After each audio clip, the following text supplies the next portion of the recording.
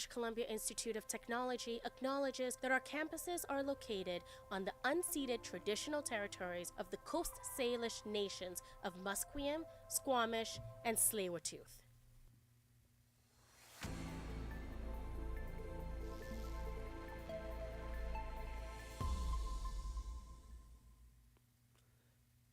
Good morning. My name is Jonah Jung, and these are your news headlines for 11:30. Yesterday, Surrey City Mayor Brenda Locke announced that Stanley Park's Bright Nights fundraiser will be combined with the city's Noel Holiday Lights Festival. As reporter Leah Warren has found out, this event will be hosted at the Cloverdale Fairgrounds with a variety of attractions.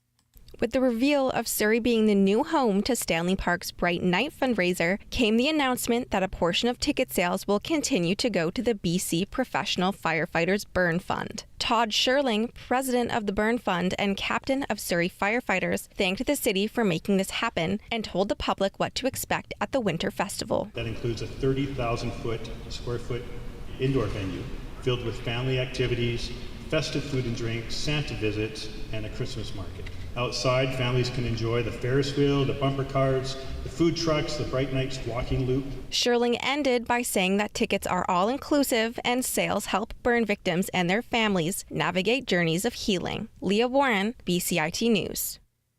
Now, as today is the World Payday, our reporter Leah Warren joins us live to talk about how the wage gap in Canada is affecting the people. Hello, Leah. And I have a question for you. Why is the story about the wage gap so important as of now? Yeah, so as you said, today, September 18th, is the International Day of Equal Pay, and I think that's why we're talking about it today, but I also think it's important to discuss that in a quick Google search, I found out that Canada has the 7th worst wage gap for full-time employees globally, and Stats Canada last year released that for every dollar a man makes, a woman makes 84 cents, and those are alarming stats to hear about, and that's why it's important. Thank you. So with that being said, what is your fresh take on this issue? Yeah, for this piece, I talked with UBC Allard School of Law professor Margot Young, and she categorizes the wage inequality in this country as just a small part of the systemic sexism that we experience here. And I think that's a really interesting take to think about. I think that underpaying a woman for the same job that a man is doing is directly correlates with undervaluing women in society. And I think that lawmakers closing the wage gap is a small step to achieving gender equality in this country. Thank you, Leah. As the federal government has announced yesterday, Prime Minister Mark Carney has flown to Mexico City. He has said in a press release that he will talk with the Mexican President Claudia Sheinbaum about trade security in response to the trade war. Officials say the partnership agreement that Carney is expected to sign will focus on the infrastructure, trade, and emergency preparedness. As two leaders met each other at the G7 summit in Kananaskis, Carney says this meeting will strengthen the ties between the two countries. Canada Post says it'll be sending new offers to the Canadian Union of Postal Workers to move forward with the negotiations. The strike started in early April as a union with 55,000 postal workers rejected the final offer from the Canada Post.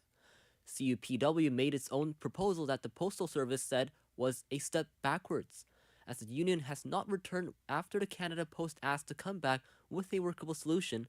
The Postal Service has made new offers to find a common ground. The Crown Corporation says the new terms will allow the two sides to return to the deal next week. After the death of Charlie Kirk, his organization, Turning Point USA, has seen a surge in interest and support. As conservatives mourn Kirk's death, they announced that Kirk's wife, Erica, will serve as its next CEO. Kirk was the face of Turning Point and had a crucial influence. He founded the organization to mobilize young conservatives. Turning Point USA in a statement says it'll move forward, emphasizing that any effort to undermine Kirk's work will make it grow stronger. After Jimmy Kimmel's television show has gotten cancelled, a Canadian show will be taking its place for now. A spokesperson from Rogers that owns City TV says Canada's Detective K9 crime-solving show Hudson and Rex will fill Kimmel's 11:30 time slot. For today's weather, it is expected to be most likely cloudy with a bit of raindrops, so put on a jacket before going out. These have been your news headlines for 11:30. My name is Jonah Jung for BCIT's The Crow. Stay tuned for more on BCIT's 1680 The Crow. This is 1680 The Crow, and you're listening to our feature presentation. Fandoms have been around for decades. Whether it was Beatlemania or waiting for the next Hunger Games movie, these communities have thrived in many forms, powered by the enthusiasm of dedicated fans. Welcome to Fanfare, exploring online worlds in all formats with your hosts, Kai Garcia and Eden Chipperfield. Join them as they dive deeper into the fandom world and the communities they create.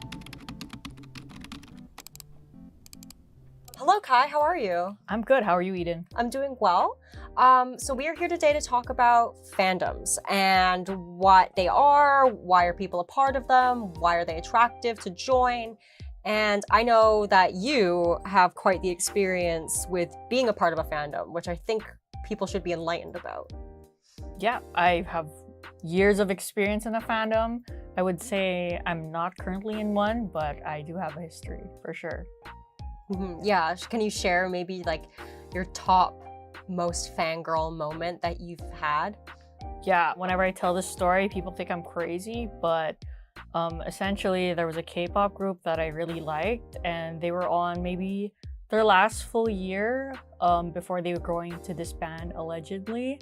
So I said, let me go fly on a plane, go all the way to Thailand, spend a bunch of money so I could meet them, have a picture with them, and go on the barrier and just shout my lungs out.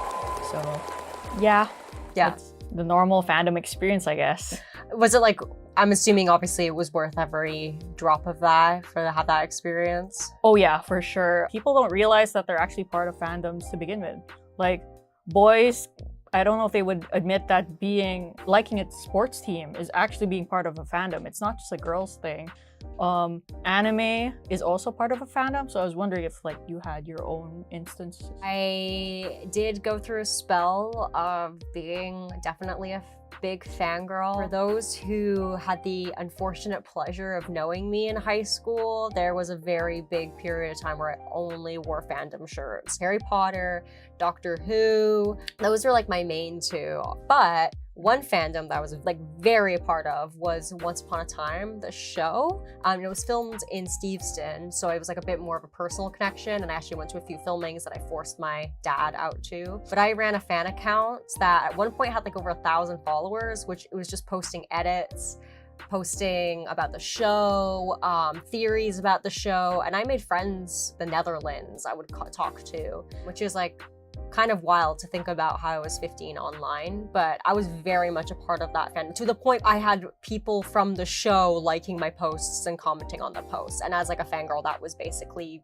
winning the lottery. I think it's really interesting in my position when I was speaking to people who were part of this fandom, who were like living in Holland, who were living in like Connecticut, it really like shrinks down this idea of time and space, which is something that Dr. Mori Mikami from the University of British Columbia talks about. You know, online has a strength in that it's always available. It's getting rid of borders that are, you know, like physical, geographical borders. It's also something where a lot of times you can communicate asynchronously.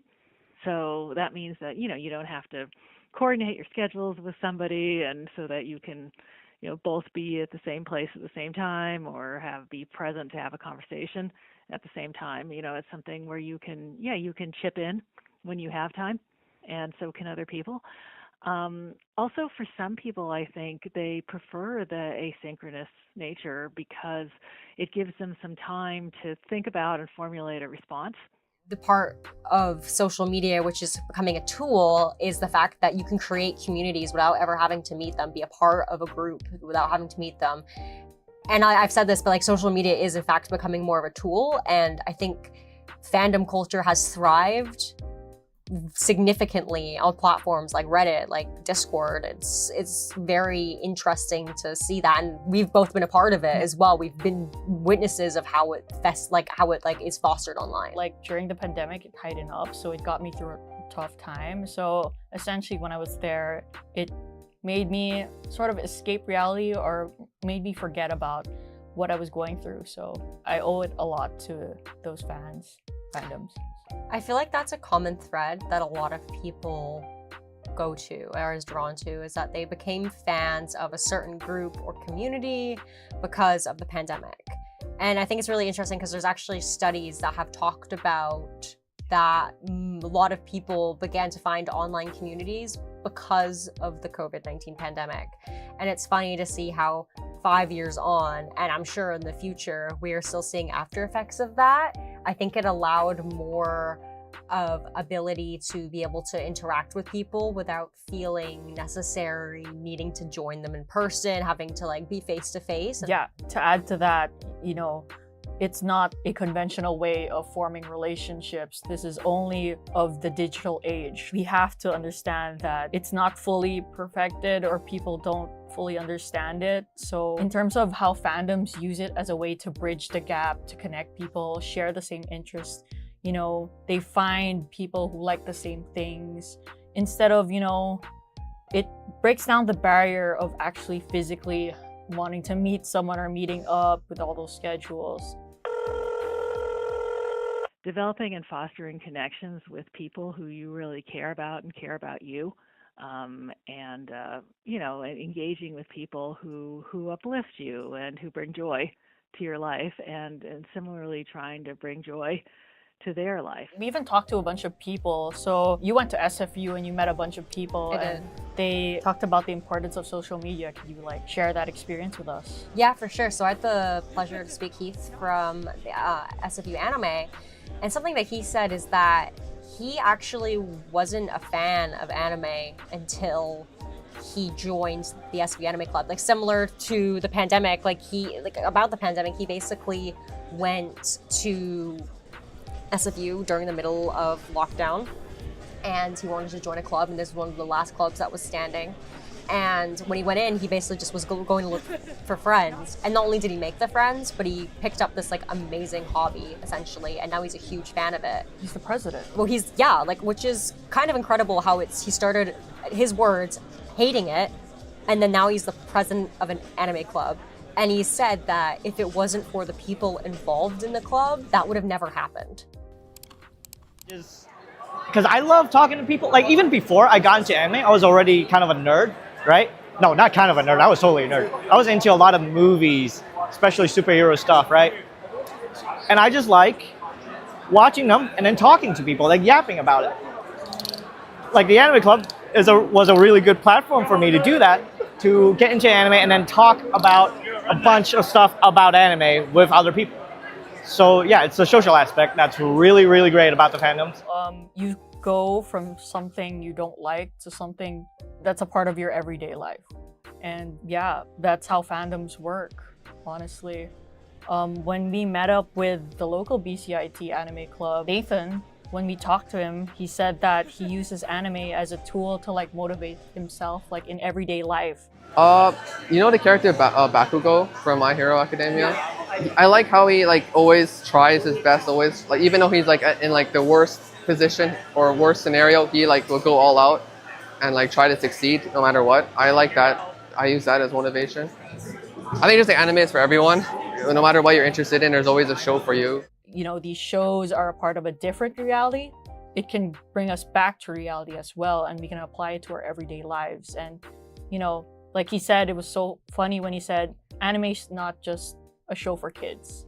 Animation in general, it's for everyone. And I would say the same thing for fandoms. People would argue that it's a younger generational kind of thing, but with all the people we talk to, different ages, people from different backgrounds, you know, sexualities, ethnic groups, it's inclusive to all, for sure. For sure, and I think that's why these communities are attractive, that people want to join them, is because it is a way to connect without having to be in front of someone. And it was something that I found interesting what you were just saying about Nathan from BCIT Anime, similar to Priscilla from SFU Swifties, who I spoke to today. She was saying essentially that what she appreciates about Taylor Swift's community is how empowering it is for young women, and then she felt that she saw a place in that too. I think it's really nice that her music is like so universal. Like I feel like people who listen to Taylor can all really like apply her music to their lives and like connect through the shared experiences and bonding over like things that a lot of girls go through, a lot of people go through. That's like when we talked to the UBC professor about how social media can bring these relationships together, I found it interesting. She brought it to the fact where these are meaningful relationships as well. And the divide and the barriers that was once, you know, in real life relationship are gone. Yeah, for sure. And I think something that I had my eyes opened about, and I won't speak for you, but I think that was something that you experienced, was how positive interactions were. Because like I hear a lot about the negative. I was almost digging for the, hey, like what are the bad interactions you've had? Like have you had negative experiences? And overwhelmingly the answer was no. That surprised me in like the best way. As you know, I could say it was a past of my life and I'm no longer actively in one. It was a part of my life that I owe a lot to. During the pandemic, when it was a hard time, it got me through it. I met the most amazing friends from all around the world. I was able to travel with them. I bonded with my in real life friends about these topics, and it fostered so much relationships and memories that, you know, I made and I'll remember till the day I die. Thank you so much for listening to our chatcast. This has been Eden and Kai, and thank you for listening to Fanfare, exploring online worlds in all formats.